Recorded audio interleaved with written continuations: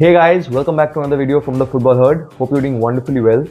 In today's video, we'll be diving deep into the best wildcard draft for Game Week 3 with premium assets like Haaland, Salah and Palmer hitting top form and a variety of budget enablers to support them. I feel now is the time to consider using your wildcard.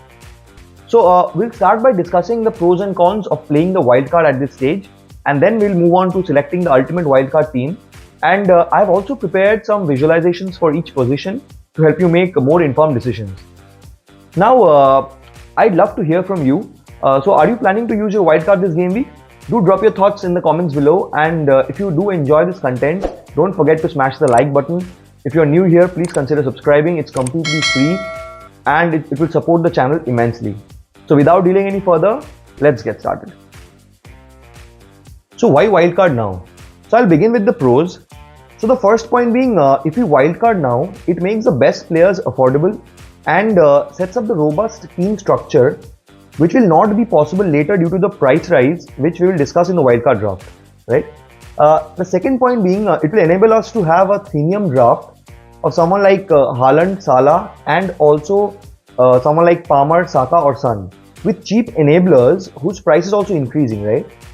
So as I've been consistently saying that FPL is all about building a proper structured system of players of a specific price point, which will help you switch between a lot of assets. For example, if you don't have a midfield of two premium assets, one 5.5, then one 7 million and one 5 million player, then you'll have to constantly upgrade and downgrade a lot of assets for building a fixture-proof team, right? Whereas, for example, if you already have someone like Smith Rowe, then you can easily switch to a Semenyo or a Tillemans or a Minte, who are all priced at 5.5, right? Now, coming to the third point, wildcarding now will also ensure that you'll be able to remove all the deadwood players that you have.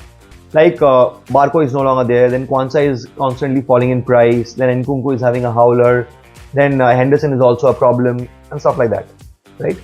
And the next point being that we can attack the brilliant fixtures that Chelsea and Villa have, right? If you do not have a Chelsea cover or Villa cover, then this is a very ideal time to wildcard, according to me. And one of the more prime reasons was that I cannot fit in Palmer in my team without a -8 or -12 hit, which I am not willing to take right now. Now, the last advantage that I feel the Game Week 3 wildcarders will have is that the transfer window closes just before the Game Week 3 deadline. So we can make very informed decisions, I would say, about some of the fringe assets, and which is a very ideal thing to do. And accordingly, we can set up the bench so that they can replace the good assets who will be in the starting 11. Now coming to the cons, there's an international break where many players might be injured, right? And which will mess up our team. The next being, if you look at the fixture difficulty rating closely, you can see a sea of green from Game Week 6, right? For a lot of teams. And I feel that is a very ideal time to play the wildcard, because teams like Everton, Brentford, City and Spurs start to have a really good fixture swing, right? And the third point being, right now we only have 2 weeks of info, so that might be a very short sample size in my opinion, and certain players' form might change as the games progress. But having said that, I think a wildcard in Game Week 3 has more pros than cons, so I've pressed the button and my wildcard is active. So let's take a look at my wildcard draft team. So in goal, Henderson has disappointed, so I am going with Brentford's Mark Flecken, who has made a leading 12 saves across the opening 2 games, and Fantasy Football Hub predicts him to score more than 4 points against Southampton this weekend, only trailing David Raya, right? Amongst the goalkeepers, you can see in the scatter plot, I have plotted the expected goals conceded in x-axis and the saves per 90 in the y-axis. And you can see that Mark Flecken leads all the goalkeepers when we talk about saves. However, just because his team concedes a lot of chances, and that's why we see the likes of Alisson Becker and Raya having less expected goals conceded. But I feel that Raya will be the best goalkeeper asset if you have the funds. And then if you're looking for a 4.5 million option, Flecken is the best one. So I'm going with him. Now coming to my defenders, the first defender is Rico Lewis, who in my opinion stands out as the more adventurous of the City fullbacks. Now with Guardiola playing as a more reserved role going forward, Lewis's attacking potential and positioning is very much evident. Now I have talked about him at length in my watchlist video. If you haven't watched my watchlist video, I am putting the link. You can go and watch my watchlist video, right? And now I also believe that with Walker about to start, this pick of Rico Lewis is a bit dicey for me. But as of now, he's my Guardiola replacement, so I'm keeping it as Rico Lewis. Now coming to the next defender, that is Robinson, whom I had already in my team, and I'm keeping him in my team because I feel that he is one of the best 4.5 million assets this year, and the fixture run of Fulham is also amazing. He has games like Ipswich, West Ham, Newcastle and Forest, and I feel that he is someone who is putting in those amazing crosses, and it's just a matter of time because before Muniz puts one in. Now coming to my third defender pick, I have kept faith with Trent Alexander-Arnold ahead of his home fixture with Forest and Bournemouth in the next 3. Now no player in the league has carved out as many big chances as his 3, right? As you can see in the plot that his expected goals involvement is the highest among all the defenders, and also the expected goals conceded by Liverpool is also pretty low, so we can also expect clean sheet points from them.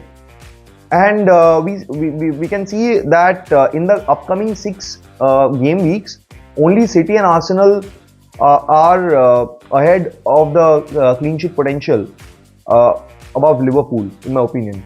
So in my opinion, he's a no-brainer pick in this year's FPL. Now coming to the midfield, the first midfielder is Emil Smith-Rowe. I already had him in my team, and he gave me a wonderful 10 points. As we can see that he had no signs of rustiness against Leicester with his wonderful left-footed finish. Now again, as you can see in this plot, that Emil Smith-Rowe is with the likes of Gordon and Garnacho with 1 goal contribution, and although his expected goals involvement is not that much, but I feel that he is one of the most amazing 5.5 million assets to have. And he has again those wonderful run of games of Ipswich, West Ham, Newcastle and Forest. 2 of them are home and 2 of them are away, right? So I feel that Smith-Rowe is nailed in my team. Now coming to the next midfielder, it is none other than the Egyptian king, who is the highest point scorer with Haaland. He has 3 goal contributions, and which you can clearly see that only De Bruyne and Diego Jota have more expected goals involvement than Mohamed Salah in this year's FPL as of now, and he is someone who is nailed in my team. Now coming to the next midfielder, it is Morgan Rogers. Now even though Morgan Rogers is yet to do something FPL wise, but I feel that his ability to carry the ball and play off Watkins makes him a very special asset, and that is clearly evident from the fact that fantasy managers are jumping on him, and he's attempted a team leading 5 shots this season, while only his teammate Tielemans can improve on the 4 key passes. Now coming to the next midfielder, it is none other than Diego Jota, who had 2 goal contributions, and we can see that he's in line with Kevin De Bruyne, right? And only Saka and Salah have taken more touches in the opposition penalty box than him. He has also taken 7 shots in the first 2 games, and is proving to be a classic false 9 for Arne Slot's side. And we are also having rumors of Darwin Núñez moving to Arsenal and all those before. So I feel that before the transfer deadline and the game week deadline, right, we will be able to understand where we stand with the Darwin Núñez situation, and accordingly he will be there in my team.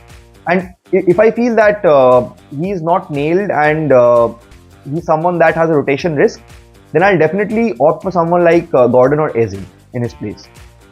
Now coming to my fifth midfielder, it is none other than Cole Palmer.